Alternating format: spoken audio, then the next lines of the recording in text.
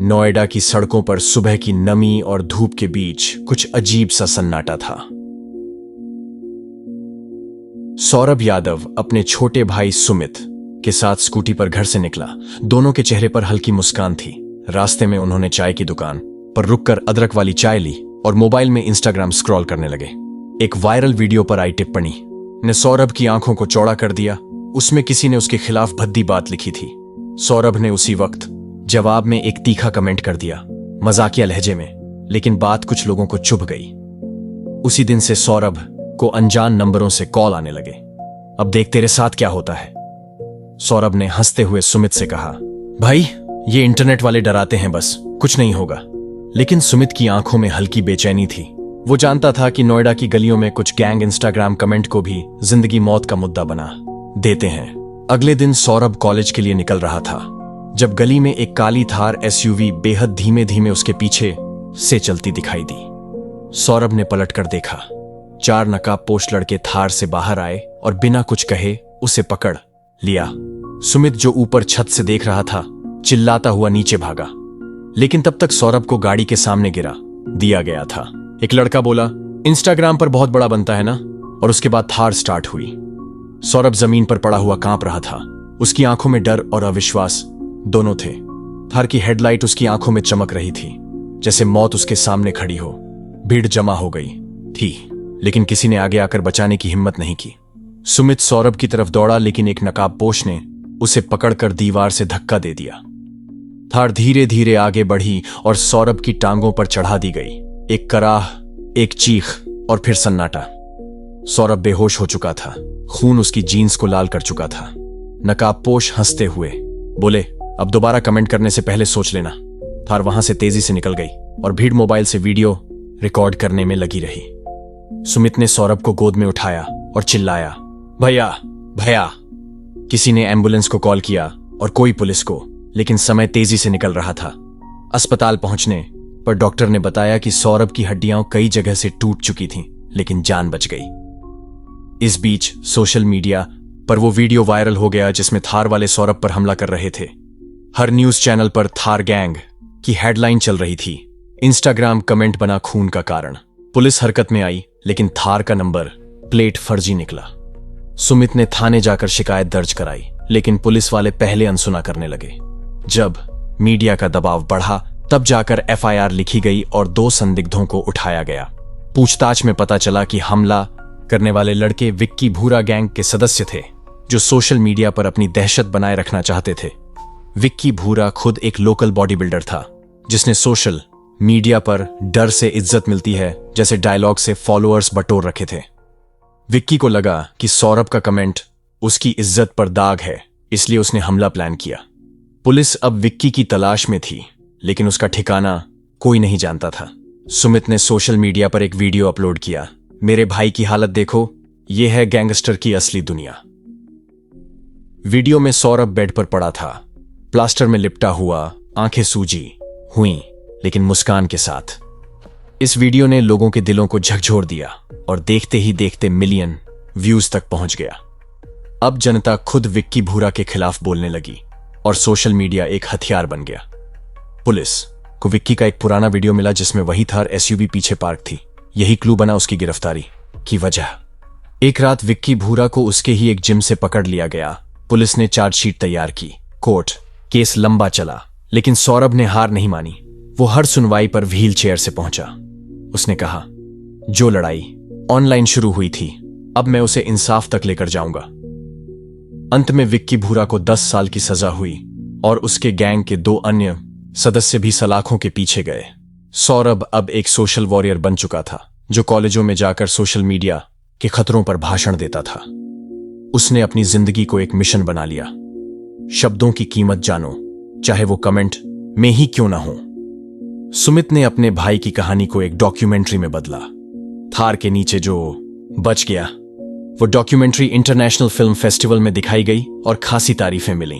सौरभ की जिंदगी 2 हिस्सों में बंट गई, पहले इंस्टाग्राम यूजर, फिर इंस्टाग्राम सर्वाइवर।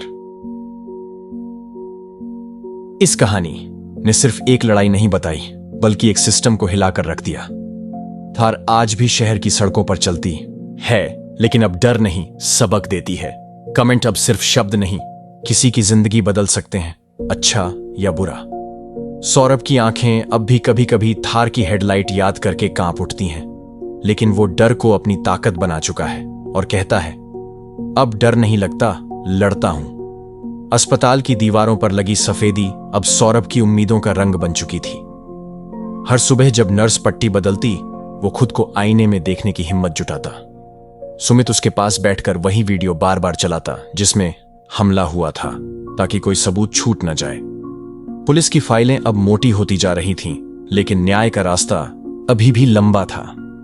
विक्की भूरा का वकील हर दलील में यह साबित करने की कोशिश करता कि हमला जानलेवा नहीं था, लेकिन कोर्ट में जब सौरभ ने अपने टूटे पैर और जलती आंखों से गवाही दी तो सन्नाटा छा गया। जज ने फाइल बंद की, लेकिन सौरभ की आंखों में तब तक नींद नहीं थी। वो अब हर दिन को उस दिन की भरपाई मानता था जब उसकी जिंदगी पल भर में बदल गई थी। सोशल मीडिया पर उसका एक नया पेज बना, जस्टिस फॉर कॉमन कॉमेंट। हजारों यूजर्स उसकी कहानी से जुड़ने लगे और कई ने अपने अनुभव शेयर किए। सौरभ को यह एहसास हुआ कि वो अकेला नहीं है, हर फोन के पीछे एक जंग है। विक्की भूरा जेल में था, लेकिन उसका गैंग बाहर अब भी हलचल में था। सुमित को एक दिन रात को किसी ने पीछा किया। वो डर के मारे घर जल्दी लौट आया। सौरभ ने तब एक फैसला लिया, डर के खिलाफ खुलकर बोलने का। उसने पुलिस को नए सबूत दिए, कुछ पुराने इंस्टा पोस्ट्स जो गैंग के हथियारों को दिखाते थे। इससे नई एफआईआर खुली और गैंग के 2 और सदस्य गिरफ्तार हुए। मीडिया में फिर हलचल हुई। सोशल मीडिया पर दहशत का काला चेहरा। एक न्यूज चैनल ने सौरभ का लाइव इंटरव्यू किया, जहां वो टूटी आवाज में बोला, लड़ाई अभी खत्म नहीं हुई। उसकी बातों में डर नहीं, दर्द नहीं, सिर्फ जिद थी। सौरभ अब स्कूलों में जाकर युवाओं को बताता था कि कैसे लाइक और फॉलो के पीछे मौत भी हो सकती है। हर बच्चा, हर लड़की, हर लड़का उसकी बात सुनता जैसे वो कोई हीरो हो। वो हीरो था भी, जिसने अपनी हड्डियों के बदले इंसाफ को जिंदा किया था। कोर्ट का अंतिम फैसला आने वाला था। पूरा देश देख रहा था। सौरभ व्हीलचेयर में कोर्ट पहुंचा। उसकी आंखों में आंसू थे, लेकिन चेहरा शांत था। जज ने फैसला पढ़ा। विक्की भूरा को 10 साल की कठोर सजा, 2 अन्य दोषियों को 7 साल। पूरा कोर्ट रूम तालियों से गूंज उठा। पहली बार किसी इंस्टाग्राम विवाद ने कानून को झुका दिया था। सौरभ ने कोर्ट से बाहर आकर बस इतना कहा, मैं बचा इसलिए लड़ पाया। उसका भाई सुमित रो पड़ा। आज उसका बड़ा भाई फिर से उसके सामने खड़ा था, भले व्हीलचेयर में हो। विक्की भूरा जेल में बैठा सोच रहा था, सिर्फ एक कमेंट और मेरी जिंदगी खत्म। सौरभ ने उस एसयूवी थार को कभी नहीं भुलाया, लेकिन अब वो उस गाड़ी से नहीं डरता था। उसने वो वीडियो को एनएफटी बनाकर बेच दिया और उस पैसे से एक एनजीओ खोला। एनजीओ का नाम था आवाज, आवाज उनके लिए जिनकी कोई नहीं सुनता। सौरभ अब देश भर में सेमिनार करता, जिसमें वो बताता, क्राइम सिर्फ गली में नहीं, स्क्रीन पर भी होता है। उसके बोलने का अंदाज अब गंभीर था। उसकी चुप्पी भी सिखाती थी। वो अक्सर कहता, जिस दिन आपकी आवाज डर से ऊंची हो गई, उस दिन इंसाफ पास आ जाता है। सौरभ ने आगे चलकर एक किताब लिखी, थार के नीचे दबा इंसान। किताब बेस्ट सेलर बनी और स्कूलों, कॉलेजों में इसे कोर्स में शामिल किया गया। उसने उस थार को नीलाम करने का फैसला लिया, लेकिन खरीदार कोई और नहीं था। सुमित ने वही गाड़ी खरीदी और उस पर बड़ा सा बैनर लगवाया, इससे एक भाई टूटा था, अब इससे भाई बचेंगे। गाड़ी अब आवाज फाउंडेशन के प्रचार में इस्तेमाल होती और हर कोई जानता ये वही थार है। हर कहानी का अंत होता है, लेकिन सौरभ की कहानी एक शुरुआत थी। वो अब भी रोज सुबह उठकर चाय पीता है और इंस्टाग्राम खोलता है, लेकिन अब सिर्फ हौसला देखने के लिए। उसके हर पोस्ट के नीचे हजारों कमेंट होते हैं, आपसे प्रेरणा मिलती है। अब वो इंस्टाग्राम यूजर नहीं, इंस्टाग्राम आइकन बन चुका था। उसने अपने डर को अपनी ताकत बना लिया था और दुनिया को दिखा दिया था कि शब्दों में कितना दम होता है।